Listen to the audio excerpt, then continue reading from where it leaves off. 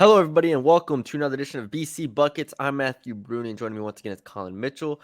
Colin, today we have the interesting selection of the number 2 pick for the Charlotte Hornets. Um, Two great players on the board here. All odds, everything is pointing to it being either between Scoot Henderson and Brandon Miller for the number 2 pick after the Spurs take Victor Wembanyama. A lot of debate, a lot of people saying, should they draft for fit? Should they try to pair?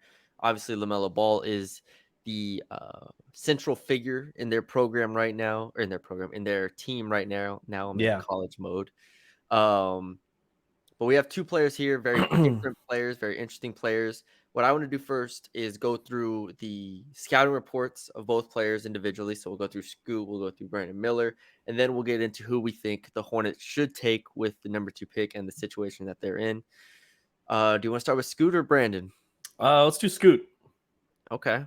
All right. You sound excited for that. What is your early scouting report of Scoot Henderson? I think Scoot has everything except for size, and that's honestly not a bad thing considering how good he is at everything else. Just to go through the biggest strengths of him, obviously he's an athlete. Right away, I mean, anybody you can watch him, and you just go, okay, that's like Russell Westbrook, or that's like John Wall, or Mhm. something like that. Derrick Rose, I've seen comps for as well. So first and foremost, he's an explosive athlete, and obviously that makes up for his 6'2" height. He does have a 6'9" wingspan. So obviously that also makes up for his height. Um, and on top of that, he's a playmaker and he has tons of scoring upside going to the NBA. And one thing you can't teach is being an athlete, but you can teach the shot. You can teach those things. And with this playmaking already being so great, I think that overall he's a polished prospect coming into the draft. Yeah. I've been on Scoot Henderson for a long time. Actually, went back and found a text from July of last year when maybe even a little bit before that, June, July, somewhere in that range, the summer, where I was scouting for the G League Ignite players last year, right? Well, so it was June of last year when we were doing our draft Yeah. prep, right? The Marjan Beauchamps, Jaden Hardys, those guys. I was watching them, and then I saw Scoot Henderson on the court, and I was like, "Who is this? Like, Yeah.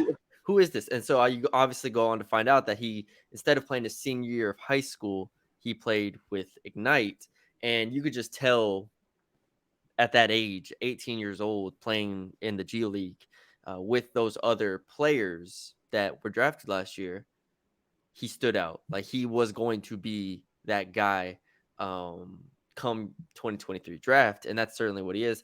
If you put all of his games together from last year, I know some people do only the regular season from the G League, where his shooting numbers are slightly worse. I think he shot 27% from three.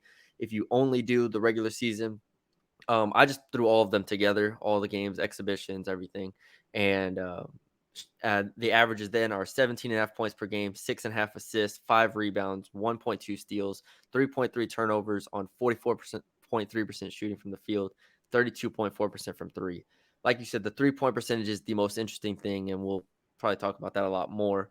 But yeah, the athleticism is the first thing. That's he can get to the rim, he can finish, he can dunk, he can do all those things. He cuts well.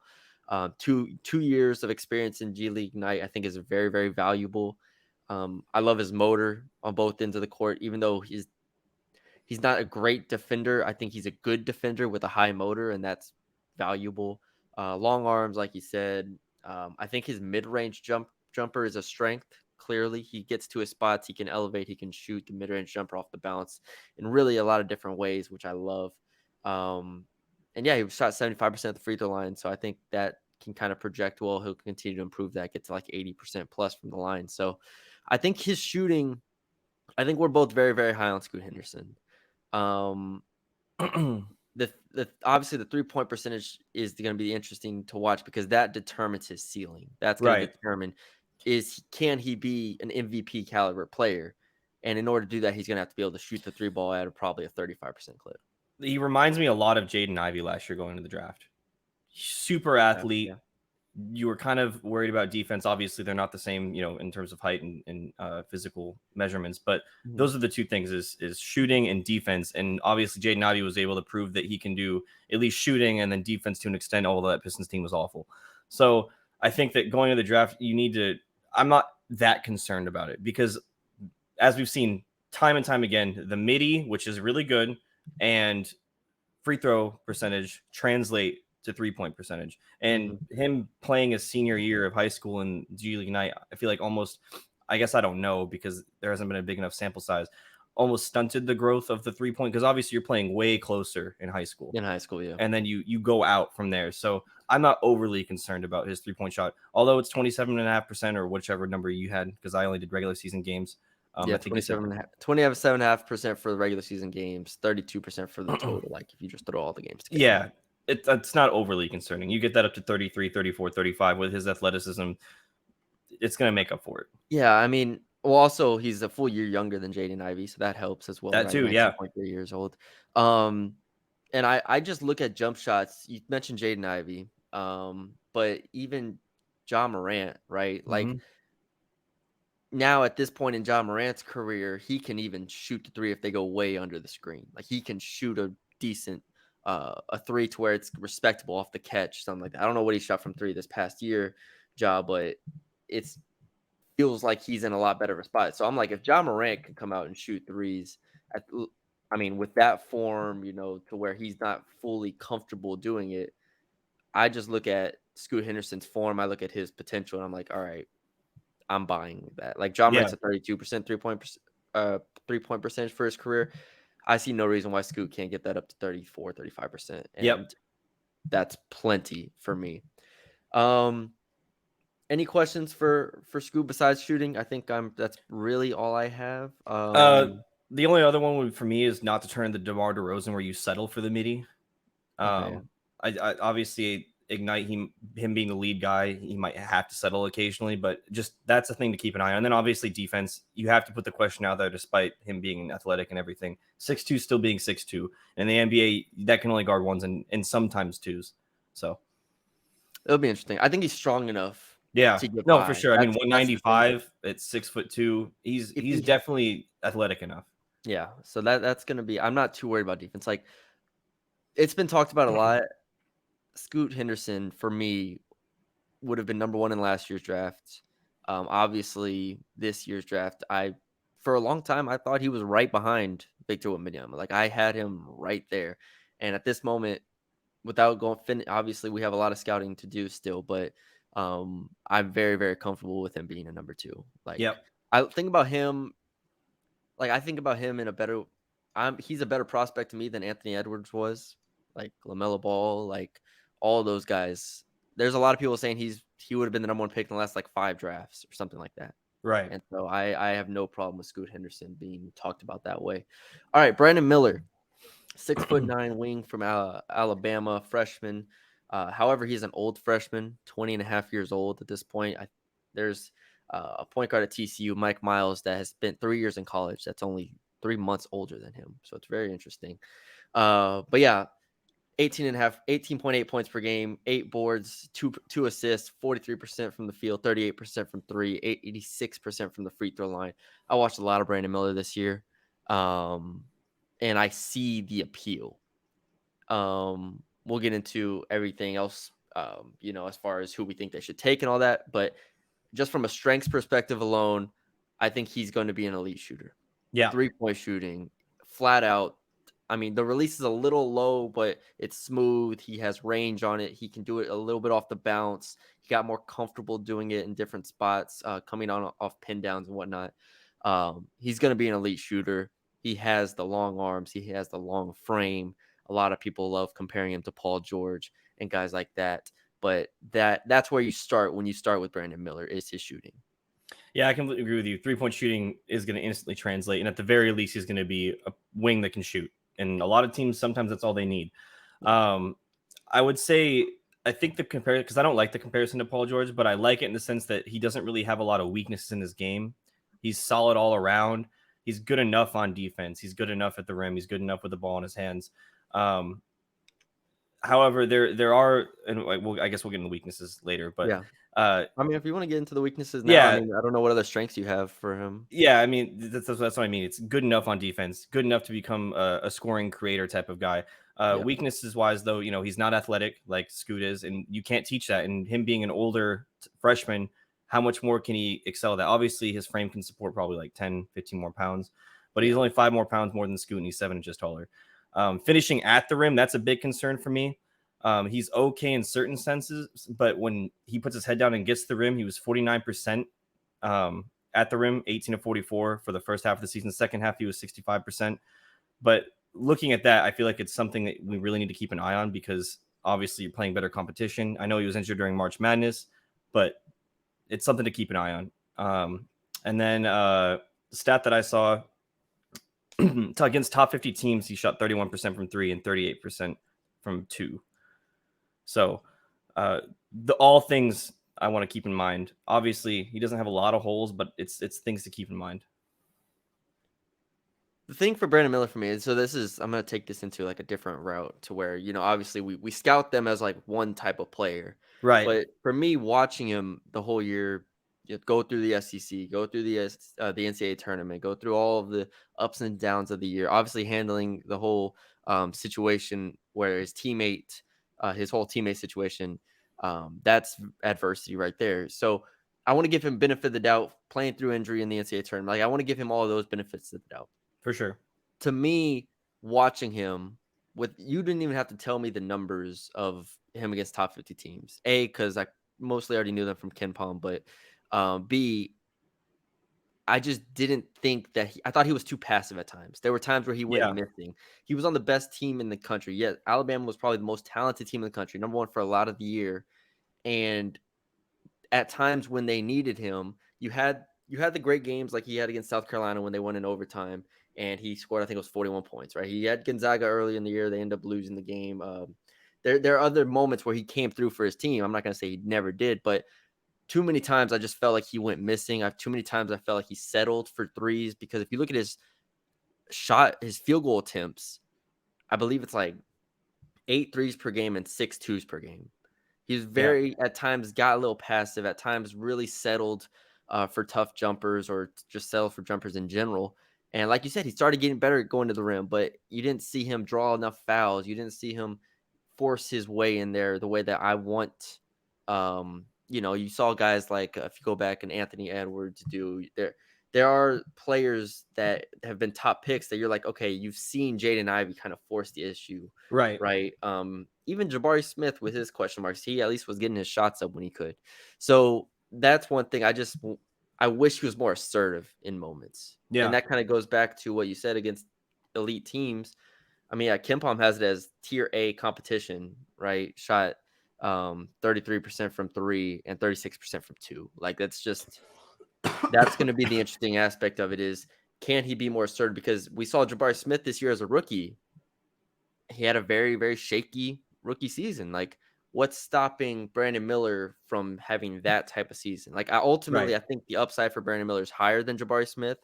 But I just have that type of question to be like, yeah, he was really good against bad teams. He was okay against good teams, but there's just watching the eye test for me wasn't this guy's a number one pick. This guy's better than Scoot Henderson. Like he wasn't Right. that for me. Yeah, I completely agree with that. And there's not a whole lot more to say, but I would just say that his floor is high, but his ceiling is way lower I for got me something than for Scoot. you. Okay. I got something for you. When it comes to player comparisons, Yeah. who do you have written down? Do you have Uh any? I have Chris Middleton Okay, actually, I like that. or Danny Granger. Okay, So like a second, like I see him being at best a second option, and Chris Middleton's honestly kind of a stretch because he's on like he was the second option, almost go-to he's scorer, an all-star. I think that's fair. championship team. I think that's fair for the But most ceiling part. wise, I have him being like 1 or 2 time All Star. So I'm looking at players that rely on their 3-point shooting a lot. Mm-hmm. So I went through it as like taller wings, and this is not a ceiling comparison, but these are the players that I think that compare very, very well to him. And I look at Keegan Murray and Trey Murphy, Mm. both 6'9" players that shoot a ton of threes that can defend. Trey Murphy is a good defender. Keegan Murray is getting there. But Keegan Murray just contributed on the number 3 team in the West, right? Right. And I know people are gonna be like, well, if he's Keegan Murray and Trey Murphy, then is a bust potentially, right? If he's a top 3 pick. I don't necessarily say that. Keegan Murray was the 4th pick last year, right? 4th pick to Fourth the pick, Kings yeah. right before y'all got Ivy. So I look at him in a very similar vein where I look at Keegan Murray, a elite shooter, can step in and immediately help a team, has good length. He's probably a better defender than Keegan Murray. He's a better playmaker than Keegan Murray, which we haven't talked about much. So he has a higher upside than Keegan Murray. But when I watch him, and I'm like, I just see a lot of Keegan Murray-esque type things there. Yeah. Trey Murphy in a similar way as well. But those are 2 guys that I'm like, all right, if nothing else, I think he can be a Keegan Murray type player. And maybe that's a floor comparison. That's maybe not fair to him, but I think Keegan Murray is going to be damn good for a long time. Yeah. I think there's that stigma around getting a top 5 pick. It's like we want them to be the star. Well, the other thing is it's not us, it's everybody else saying he's going to be picked above Scoot Henderson, which will allow us which isn't helping, which is not helping. Yeah. So we can transition into the Hornets situation at number 2, where they have both of these players available. And a lot of people are saying, all right, do you obviously have LaMelo Ball. Do you take Scoot Henderson as the quote unquote best player available? Or do you take Brandon Miller to pair with Scoot Henderson and give you, obviously put him in a secondary creation role? The situation with the Hornets right now, and what makes this difficult, is that they just have nothing else besides LaMelo Ball. Like, yeah, I don't know if we're gonna get Hornets fans in the comments being like, "Oh, well, actually, Mark Williams was really good at center," and he was. Mark Williams, Yeah. I think he's gonna be a fine center. We were both really high on Mark Williams last year. I don't know if they're gonna say Bryce McGowan's and JT Thor are the future. I don't know what they're gonna say. All I'm saying is they have LaMelo Ball and a blank canvas. Yeah. What are they going to do with that blank canvas? I don't know. What do you think they should do? I mean, you have to draft for talent. Despite what, because I know there was a situation where the Charlotte Hornets, I believe it was GM, came out and said that they have a lot more talent than they had in years past. When you really look at it, you got what? Like you said, LaMelo Ball. Are we counting talent as Gordon Hayward? Are we counting? Yeah, you got PG Washington, obviously. You got Dennis Smith Jr. You have the awful contract that is Terry Rozier. I think you got 3 Whatever guys. Miles Bridges situation is. The Miles Bridges situation, exactly. So I think you got to, like you said, you got to look at it as a clean slate. And if I'm doing a clean slate, I'm picking the best talent, best ceiling available. Yeah. At any point. And that's got to be Scoot Henderson. Brandon Miller is more of a guy that if you're going to pick and choose for fit, that's because you have too many guards. I don't think the Kings last year taking Keegan Murray. I'm going to keep going back to this. It's a similar thing to where they drafted Tyrese Halliburton. It's like, why would you draft that when you got De'Aaron Fox? And they ended up trading Tyrese Halliburton. Exactly. You don't draft. They're not going to draft that guy if they need a wing. Whereas the Hornets need everything. It's a very different situation from the Kings last year. Yeah. From maybe even like the Pistons to a degree. Like it's just a different spot. The Hornets, you could argue, are the most. Do I want to get dislikes on this video from Hornets fans? Yes. I mean, are they the most talent depleted team in the NBA right now? Well, the problem is that, I mean, yeah, when you think about it. But the thing is, here's a quick rebuttal for those who Hornets fans that were going to be in our replies. 2 years ago, they won 43 games, Colin. Yeah. Like 2 years ago, they won 43 games. But if you look at the roster, it's Miles Bridges, Terry Rozier, LaMelo Ball, Gordon Hayward, PJ Washington, Cody Martin, Kelly Oubre. Like, does that feel like it's a team that could get 43 wins in 2024, 2023-24? Miles Bridges situation is, Lord knows what that is. Yeah, Terry Rozier, we don't expect. I mean, he's a fine player, obviously, but you're not passing up on Scoot Henderson because you have Terry Rozier, right? Gordon Hayward's going to be 34. Immediately, whoever they take at the number 2 pick is going to be tasked with. I'm not going to say this year he has to be their number 2 player, but this year they have to be a contributor. Yeah. And so nothing else matters here. So yeah, I don't have a problem saying that they have maybe the most blank canvas of any team in the NBA right now, and that could be a good thing because they have the number 2 pick, and I think Scoot Henderson is the best prospect other than Victor Wembanyama for the past 3 years at least. Yeah, like that level of player. So probably since Zion. Like if we want to say Zion, since Zion, though, is that the past 3 years, I'm taking Scoot Henderson over everybody else, flat out. So it's a good position to be in. I agree with you. I'm taking Scoot Henderson number 2 if I'm Charlotte. Um, the interesting thing is if somebody wants to trade up to get Scoot Henderson, that would And be the. who would that be though? I don't know, Colin. Who needs an elite guard that's rebuilding? Brooklyn. I Brooklyn's mean, you interesting. just throw out different names Yeah. like that. Chicago. I don't know. Washington maybe wants to get back up there, even though they missed out on the draft. Dallas. That would be fun though. Scoot and Luca. That would I be mean, fun. we already saw them lose with Luca and Kyrie, but hey, why not Utah? Teams like that, I could maybe see it, but I just don't think if they do their due diligence, I don't see the Hornets moving off this pick. If they pick Brandon Miller, do you think it would be a mistake? Absolutely. And Okay. that's not. I'm not trying to like knock Brandon Miller because this is kind of sounding like we're trying to like just destroy It Brandon does sound Miller. like that. Problem is that Scoot Henderson, like you said, up until I guess about a month ago, has always been Yeah. one or two to Victor Yeah. Wembanyama, and now they're starting to flip flop for fit, blah blah blah blah blah blah. In my eyes, there is clearly one who has a higher ceiling and one who doesn't, and that's what I'm trying to get at here is that if I'm the Hornets, I'm picking ceiling first and foremost. And if you're going off ceiling, I think Scoot Henderson can be all NBA, whereas I don't think Brandon Miller can be that. I agree. There are holes. There's a lot I need to see Brandon Miller prove, and I've watched a lot of Brandon Miller this past year, and I think he can be an elite shooter. I think he can be Yeah, a very very good wing player. He could probably be an all-star wing player, like you said, taking that next step to all NBA, top 5, 6 MVP conversation like that. I don't think he can get to Jason Tatum level. right. I don't. And that's what when you say all NBA, that's what you're saying. Exactly. So. All right, there it is. Hope y'all enjoyed the episode. I forget. No, we're not doing podcast here. But the Charlotte Hornets, let us know who you think they should take at the number 2 pick, or they should trade it, or what do you think of Scoot Henderson and Brandon Miller? We appreciate all of the interaction. We appreciate all the support. We appreciate all the new subscribers as well. We will be back very, very soon with another episode looking at probably I think the Thompson twins are next, right, Colin? I think so, yeah. Yes, sir. So be on the lookout for that. Until then, we will talk to y'all later.